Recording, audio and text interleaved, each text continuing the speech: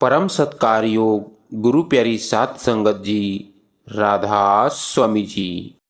आज का यह सत्संग संत दरिया साहिब जी की वाणी से लिया गया है।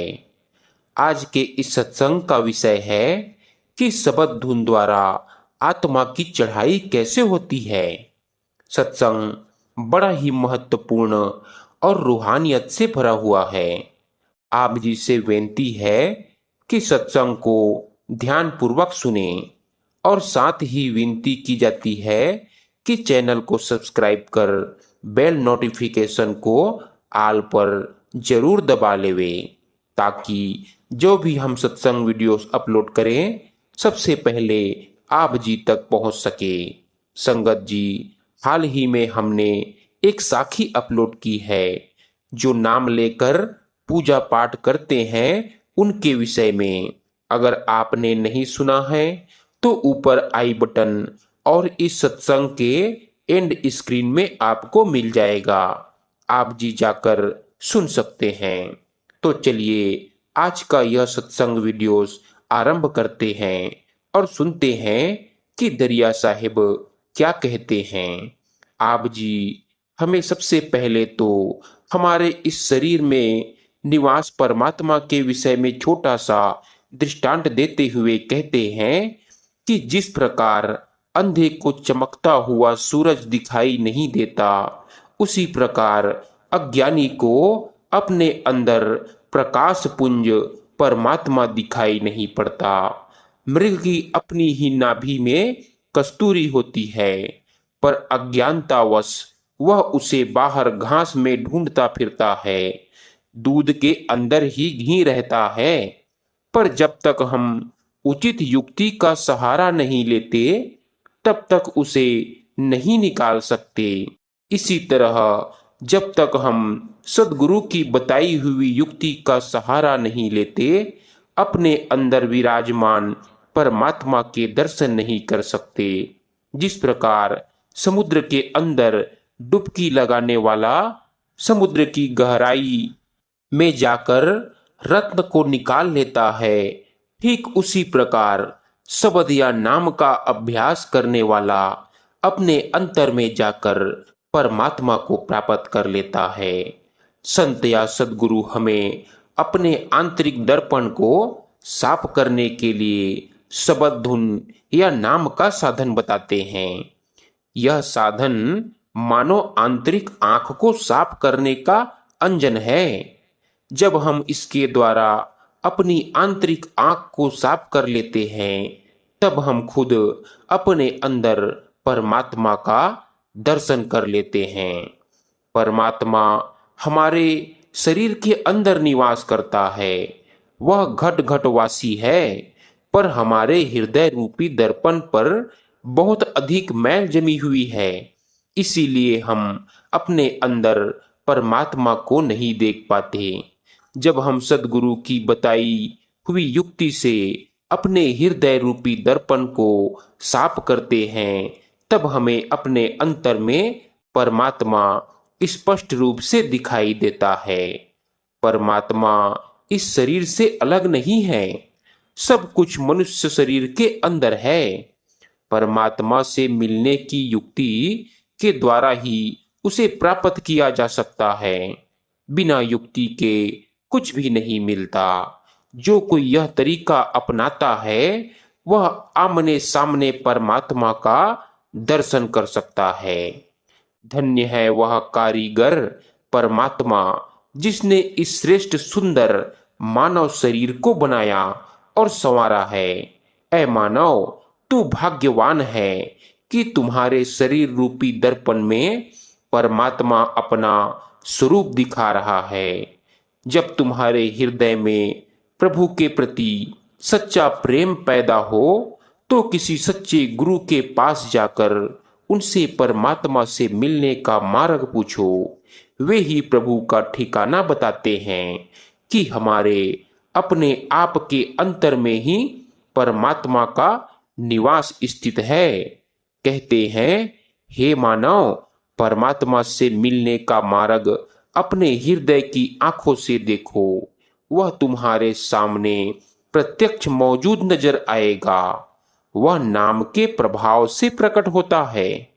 प्रेम और भक्ति के बिना वह हमसे दूर बना रहता है। तुम सद्गुरु को पहचानो, वह तब तुम्हें अंतर में दिखाई पड़ेगा। तुम तो विषयों का सेवन करते रहते हो तथा माया के नशे में चूर हो। इस संसार में माया एक शराब बेचने वाली की तरह है, जो नशा पिलाकर सभी को भ्रम में डालती है। इसीलिए प्रेम के साथ सद्गुरु की खोज करो, जिससे तुम्हें पवित्रता की अवस्था प्राप्त होगी और तुम हंस के समान गुणग्राही अच्छे गुणों को ग्रहण करने वाला बन जाओगे। अपने हृदय रूपी दर्पण पर लगी हुई छल कपट की मैल को निकालकर उसे अच्छी तरह मांझ कर साफ करो।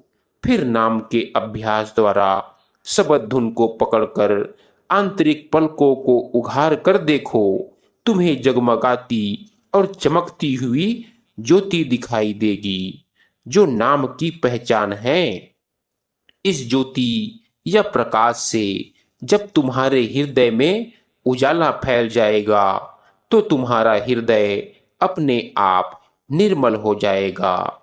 जिस प्रकार अंधे को चमकते हुए सूर्य के प्रकाश में भी कुछ दिखाई नहीं देता, उसी प्रकार जिसके हृदय रूपी दर्पण में माया की मैल लगी हुई है, उसे भी अपने अंदर परमात्मा का स्वरूप नजर नहीं आता। यदि आंखों से माड़ा झिल्ली पड़ा हो तो साफ रास्ता और चमकता सूरज होने के बावजूद कुछ भी दिखाई नहीं देता। इसमें भला रास्ते या सूरज का क्या कसूर है? सूरज अंधे को देखने की ताकत तो नहीं दे सकता और न ही रास्ता उसे चलने की ताकत दे सकता है। ध्रुव तारे के समान साफ परमात्मा की छवि आंतरिक पर्दे के पार फैली हुई है। उसके दर्शन करने के लिए मैल को साफ करके चमकाने वाले संत की खोज करो और सारी मैल को साफ करो। जब तुम्हारा हृदय रूपी दर्पण साफ हो जाएगा तो अंतर में प्रकाशमय परमात्मा का उजाला दिनों दिन अधिक स्पष्ट होता जाएगा। आप जी कहते हैं, रगरत रगरत रगर करूं मल के की जय दूर, मल गया निर्मल हुआ ज्ञान बसा भरपूर। कहते हैं, रगड़ रगड़ कर मन की मैल निकालने से मन निर्मल हो जाता है। इसीलिए रोज रोज अभ्यास करके मन की मैल को दूर करो, तब परमात्मा का भरपूर ज्ञान प्राप्त हो जाएगा। फिर कहते हैं, दरिया दिल दर्पण करे परसत अयन अनूप, अयन ऐना में दिशय देखी विमल एक रूप। वह निर्मल एक रूप परमात्मा हमें अपने दिल के दर्पण में दिखाई देता है। अतः यदि हम अपने दिल को दर्पण बना ले तो हम अपने अनुपम घर यानी परमात्मा के धाम को देख लेंगे, अर्थात प्राप्त कर लेंगे। कहते हैं, सारे भ्रमों और नियमों को तोड़कर कमल के फूल में रमे हुए भंवरे की तरह सद्गुरु से प्रेम में लीन सच्चा सेवक परमात्मा का दर्शन प्राप्त कर लेता है। कहते हैं, वह परमात्मा मेरा प्रियतम है, जो हमेशा प्रेमी के दिलों में रहता है। जहां कहीं भी देखिए, हर दिल में उसका सदा एक समान रहने वाला महल बना हुआ है। हमने बार बार यह बात कह दी है कि जिस परमात्मा को हम दूर समझते हैं, वह निकट ही दिखाई देता है। जिसने यह शरीर रूपी महल बनाया है, वह परमात्मा तुम्हारे पास इसी महल के अंदर है।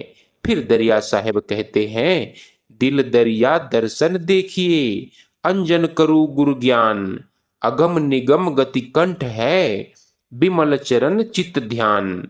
आप जी कहते हैं, कि गुरु के दिए हुए ज्ञान का अंजन करने से अपने हृदय में ही परमात्मा के दर्शन हो जाते हैं।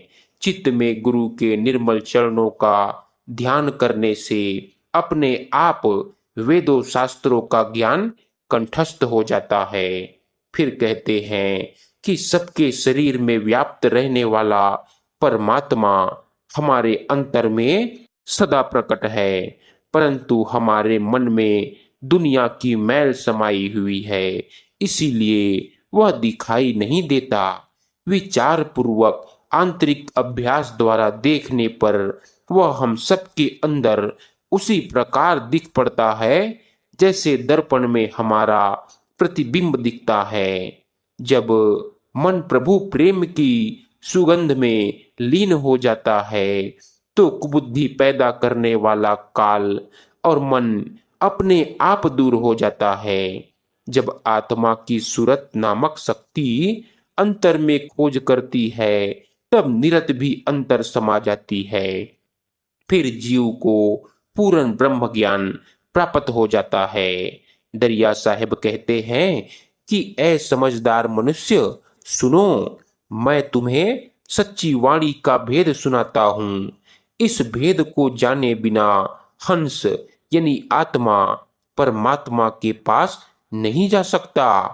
इस शरीर के अंदर खुद परमात्मा का वास है, जिसे प्रेम के प्रकाश में पहचाना जा सकता है, शब्द धुन द्वारा प्राप्त किया जा सकता है, आंतरिक साधना के अभ्यास द्वारा अपने आप में समाकर परमात्मा के इस ज्ञान का प्रत्यक्ष अनुभव करो। कहते हैं हिरण की नाभि में कस्तूरी होती है, परंतु वह उसे बाहर घास में ढूंढता फिरता है। वह यह सोचकर इधर उधर दौड़ता है कि ना जाने कस्तूरी की सुगंध कहाँ से आ रही है। इसी प्रकार परमात्मा रूपी खुशबू भी हमारे शरीर में ही है, परंतु लोग उसे तीर्थों व्रतों के द्वारा पाने के लिए भटकते फिर रहे हैं। इसीलिए यदि तुम अपना निज घर प्राप्त करना चाहते हो तो वह अपने अंतर में खोज करने से ही प्राप्त हो सकता है। कहते हैं कि दूध को तो सभी जानते ही हैं, पर दूध में घी की जो सुगंधी होती है उसको प्राप्त करने के लिए पहले दूध को आग पर चढ़ाकर औटाया जाता है, फिर उसमें जावन डालकर दही जमा लिया जाता है। दही को मथानी से मथ कर मक्खन प्राप्त किया जाता है। मक्खन में भी घी की सुगंधी नहीं होती है, परंतु जब मक्खन को गर्म किया जाता है तब वह निर्मल हो जाता है और तभी सुगंधी सहित घी प्राप्त होता है। इसी प्रकार जो ज्ञानी अपने शरीर को मथ कर परमात्मा रूपी घी को अपने अंतर में प्रकट कर लेता है वह सच्चा पंडित बन जाता है और फिर संसार में कभी लिप्त नहीं होता। शरीर दही बिलोने की मटकी है। आत्मा की शब्द धुन को सुनने और आत्मिक प्रकाश को देखने की ताकतें मथानी में लगने वाली रस्सी नेति की दो छोर है। सदगुरु की दया दही है, परमात्मा घी के समान है। जब शरीर में सदगुरु की दया मेहर से आत्मा की शक्तियों को केंद्रित किया जाता है तो वह सदा निश्चल रहने वाला परमात्मा प्रकट हो जाता है। कहते हैं ऐ मन, आत्मा के प्रियतम परमात्मा को शरीर रूपी सरोवर में खोज करके तो देखो। संतों ने बताया है कि हमारा अपना हृदय सागर की तरह है जिसमें परमात्मा रूपी मोती को ढूंढा जा सकता है।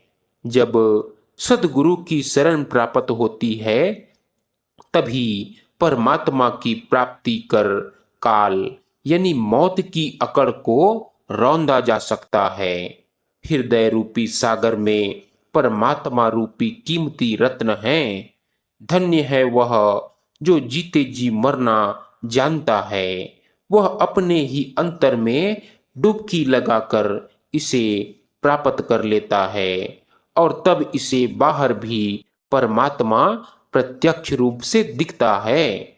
सभी लोग उसके परमात्मामय जीवन को देख उसे धन्य धन्य कहते हैं हृदय रूपी सागर में वह अगम अपार और अनंत परमात्मा विद्यमान है।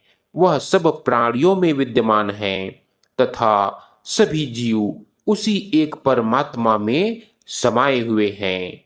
यह भेद तो कोई संत ही जानता है। वह प्रियतम परमात्मा हमारे निकट ही है। उसे अपनी आंखों में देखा जा सकता है। लोग समझते हैं कि उसे पाना कठिन है और वह कहीं दूर बसता है, लेकिन उसका निवास हमारे हृदय में ही है। माया के नशे में मस्त जीव अपने अंतर में परमात्मा की खोज नहीं करता। वह उस हिरण की तरह है जो कस्तूरी को अपने अंदर न पहचान कर बाहर घास में ढूंढता फिरता है। जब मनुष्य रूपी चकोर का चित्त परमात्मा रूपी चंद्रमा में लग जाता है तो उसके लिए संसार के सभी नजारे फीके पड़ जाते हैं। ऐसे परमात्मा के प्रेमी सेवक सभी भाग्यवान हैं, क्योंकि अमृत का विशेष स्वाद वे ही चखते हैं। असली पवित्र मक्का और मदीना तो हमारे हृदय में ही स्थित है। यदि सच्चे हृदय से खोज की जाए तो परमात्मा अपने अंतर में ही मिल जाता है। जब अंतर में स्थित गुप्त चंद्रमा रोशन हो जाता है तो उस पर प्रकाश में आत्मा और परमात्मा रूपी प्रेमी प्रेमिका का मिलाप हो जाता है। तब हृदय रूपी उपवन हरा भरा हो जाता है और प्रियतम पति परमात्मा प्यारा लगने लगता है। फिर वह फकीर परमात्मा की दरगाह में प्रवेश कर उसके द्वार पर सेवा करता है। कहते हैं, ऐ मनुष्य, अब तू अपने दिल की मैल को धो डाल। तेरी जीवात्मा तो बाहर ही संसार का खेल खेलने में लगी है। तू बाद में मत रोना। अब भी कपट की गठरी की गांठ खोलकर अपने अंतर में स्थित उस दुर्गम स्थान त्रिवेणी में जाकर स्नान करो। वहां के निर्मल जल में स्नान करके सारी मैल साफ हो जाती है। मन पर चढ़े हुए दुनिया के पक्के रंग सत यानी नाम के साबुन से छूट जाते हैं। कर्मों के कारण काला कौवा बना जीव तब उज्जवल होकर सफेद हंस की अवस्था को प्राप्त कर लेता है। परमात्मा के अति मनोहर स्वरूप को देखकर जीव मोहित हो जाता है तथा इसके बाद उसका चित्त दुनिया की गंदगी में मैला नहीं होता। वहां पर झंझनाती वीणा के बजने के समान अनहद शब्द धुन हो रहा है। तू रात दिन अपने दिल के आईने को इस तरीके से मांझ कर चमका जिससे तू अपने अंतर में निर्मल प्रकाश को देख सके, शब्द धुन को सुन सके। फिर तुझे सारे वेदों शास्त्रों का रहस्य समझ में आ जाएगा और संसार सागर में कभी नहीं आना पड़ेगा। सतगुरु के चरण कमल की सबसे उत्तम पदार्थ है तू। उन्हीं से प्रेम कर। प्रेम की इस युक्ति में अपने आप को डुबोने पर अपने निज घर द्वारा दिखाई पड़ेगा, अर्थात परमात्मा का धाम प्राप्त होगा। फिर कहते हैं कि जीव बिना किसी आंतरिक अनुभव के अपनी मनमानी बात कहता है। उसे अमर होने का यह भेद पता नहीं है कि सुमिरन, ध्यान और शब्द धुन सुनने के तीनों साधन से जीव के तीनों प्रकार के कष्ट मिट जाते हैं। परंतु मनुष्य तो अन्न खाकर और पानी पीकर अपने शरीर को चमड़े की मशक के समान मोटा कर लेता है। कुछ ही दिनों में जब वह इस दुनिया से चला जाएगा तो मृत्यु के बाद शरीर राख हो जाएगा। सातों समुद्र, नवनिधियों और प्रभु प्रेम का निर्मल जल तुम्हारे अंदर में स्थित है। इसके बावजूद तुम अपनी प्यास बुझाने के लिए बाहर कहाँ जाते हो? इसी शरीर में भक्ति के जल से अपना हृदय रूपी पात्र भरकर पीते रहो। परमात्मा ने शरीर के अंदर ही अपना मंदिर बना रखा है। वहां पहुंचने का मार्ग शबद धुन है। परमात्मा रूपी सौदा तुम इसी शरीर रूपी बाजार में खरीद सकते हो। फिर तुम क्यों बाहर संसार के बाजार में भटकते फिरते हो? वास्तव में इस संसार में छोटा बड़ा कौन है? कोई भी नहीं। बात केवल इतनी सी है कि एक गुरु है और दूसरा शिष्य, अर्थात परमात्मा दोनों में समान रूप से है, परंतु अंतर सिर्फ इतना है कि गुरु में वह प्रकट है जबकि शिष्य में गुप्त है। वह परमात्मा तो कुत्ते, सूअर आदि सभी प्राणियों में है। इसीलिए कौन अच्छा है और कौन बुरा?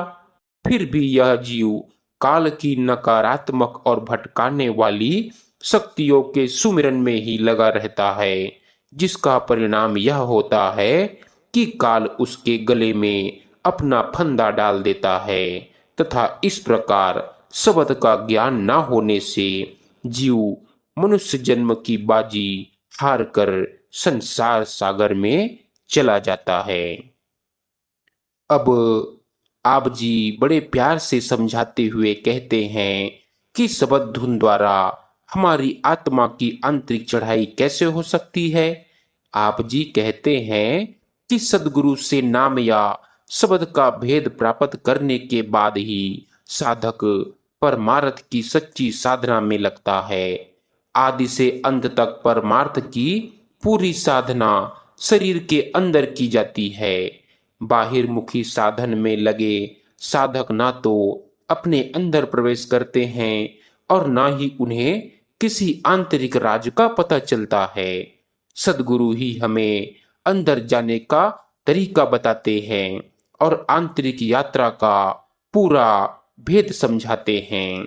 यह प्रेम का मार्ग है जिसमें शिष्य को अपना शीश सदगुरु को अर्पण करना पड़ता है, अर्थात उसे अपने आप को पूरी तरह सदगुरु के हवाले करना पड़ता है।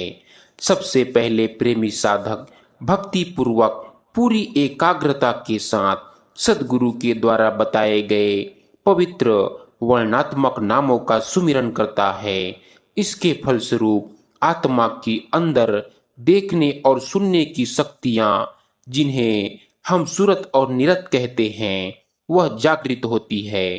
इन्हीं शक्तियों के द्वारा आत्मा दोनों आंखों के बीच में स्थित सुई की नोक के समान अत्यंत सूक्ष्म द्वार, जिसे संतों ने तीसरा तिल भी कहा है, कि अंदर प्रवेश करती है। अंदर के दिव्य प्रकाश को देखते हुए और मधुर शब्द धुन को सुनते हुए आत्मा ऊपरी मंडलों में चढ़ती जाती है। अंतर का मार्ग अत्यंत सूक्ष्म है और आंतरिक यात्रा अत्यंत कठिन है, पर सद्गुरु की दया से प्रेमी साधक आगे बढ़ता जाता है। अपने ध्यान को बाहर से समेटकर जब वह अंदर प्रवेश करता है तो उसे तारे, सूर्य और चांद दिखाई पड़ते हैं।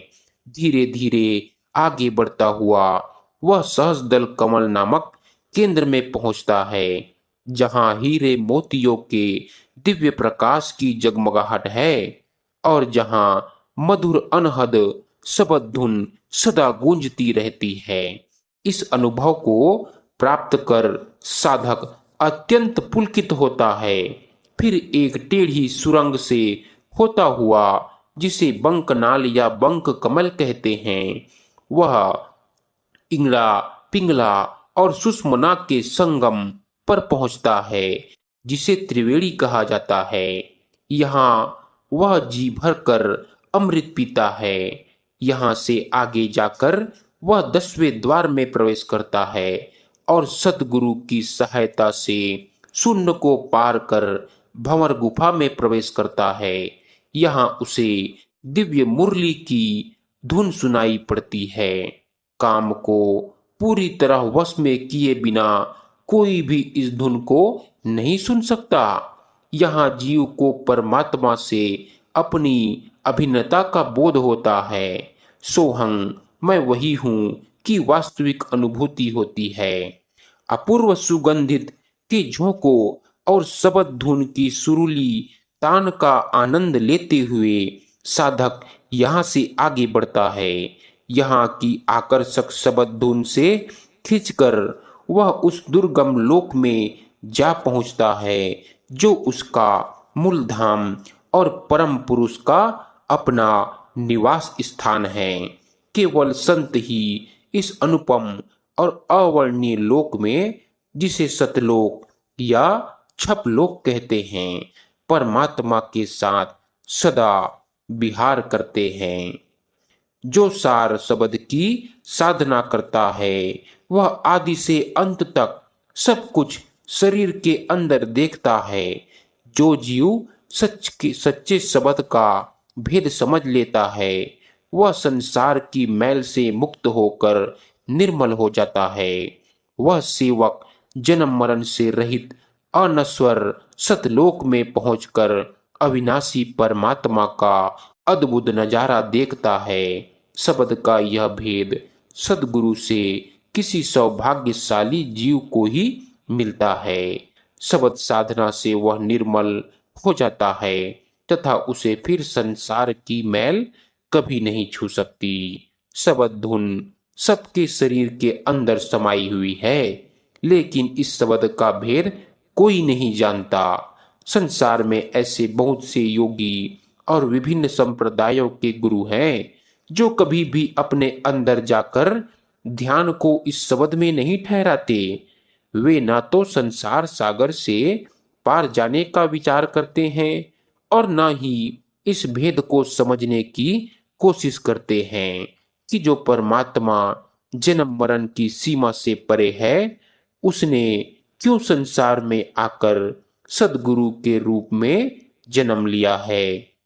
यदि मनुष्य संसार में अनेकों साल भी जिए परंतु सद्गुरु की बताई युक्ति के अनुसार शब्द की साधना पर ध्यान ना दे तो फिर वह करोड़ों कल्पों तक आवागमन के चक्कर में पड़कर कष्ट और दुख सहेगा।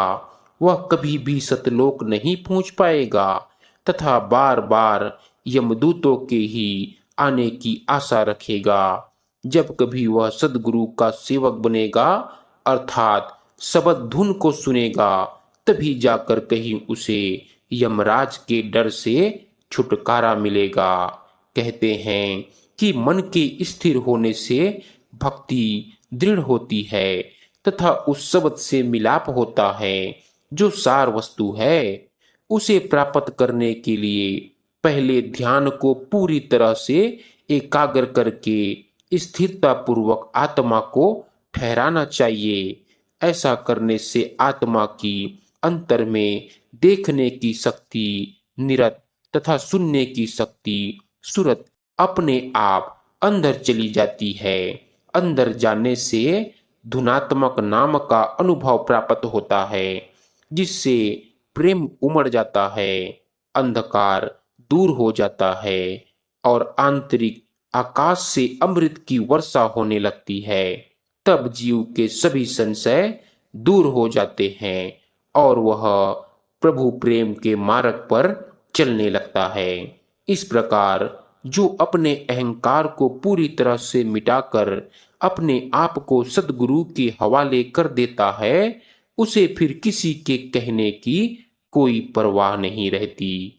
संसार में सभी लोग अक्षरात्मक नाम का ही भेद करते हैं पर इस मार्ग में अक्षरात्मक नाम से निअक्षर नाम यानी धुनात्मक नाम की प्राप्ति होती है। जो इस निअक्षर नाम को जानता है वही जानकार संत कहलाता है। नाम के इस भेद को कोई बिरला ही जानता है। अपने अंतर में आकाश में स्थित सूक्ष्म मार्ग में ध्यान लगाकर देखने से इस असीम शब्द को प्राप्त किया जा सकता है। ऐसा करने से संसार के सभी भ्रम दूर हो जाते हैं तथा जीव काल के गर्व को रौंद कर उस पर विजय प्राप्त कर लेता है। अनहद शब्द का अनुभव होने पर जीव संसार सागर से पार उतर जाता है। इसके द्वारा उस सत्पुरुष का प्रत्यक्ष अनुभव होता है जो सदा से विद्यमान है, जो हमारी आत्मा के प्रेम का आधार है तथा तीनों लोकों से अलग है। जीव उस अभय लोक में पहुंच जाता है जहां काल का भय नहीं रहता और फिर वह अनंत युगों तक अमरत्व का जीवन जीते हुए आनंद प्राप्त करता है। वहां केवल वही पहुंच सकता है जो अपनी सूरत को एकाग्र करके चेतना को जागृत कर लेता है तथा अपने मन को पहचान लेता है। केवल पूरा सद्गुरु ही इस मार्ग का भेद बता सकता है तथा जीव को परमात्मा के उस धाम तक पहुंचा सकता है जहां से वह शब्द धुन उठ रही होती है। इस प्रकार शब्द धुन द्वारा आत्मा की चढ़ाई से जीव अंत में परमात्मा की गोद में पहुंच जाता है और वहां सुख का प्राप्त करता है, आनंद लेता है। वहां पहुंचकर अंतर का अंधकार मिट जाता है और उजाला हो जाता है, मानो रात बीत गई हो और दिन हो गया हो। साधक शब्द में स्थिर होकर इस प्रकार लीन हो जाता है कि हिलाने से भी नहीं हिलता डोलता। अंतर में ऐसा अपूर्व रूहानी चंद्रमा निकल आता है जो घटता बढ़ता नहीं। साधक जैसे ही अपने आंतरिक घर में जलती हुई ज्योति को देखता है, उसे ज्ञान की परख हो जाती है तथा मालिक की दया होने से उसके कर्मों की माफी हो जाती है। अंतर में स्थित यह प्रेम का सागर अत्यंत अगम है। कोई संत ही अपने अंतर में धावा बोलकर इसमें क्रीड़ा करता है। सो गुरु प्यारी सात संगत जी, सत्संग, रूहानी साखियां एवं आध्यात्मिकता के मार्ग से जुड़ने के लिए आपके अपने YouTube चैनल निस्वार्थ प्रेम सत्संग को सब्सक्राइब जरूर करें जी। राधा स्वामी जी।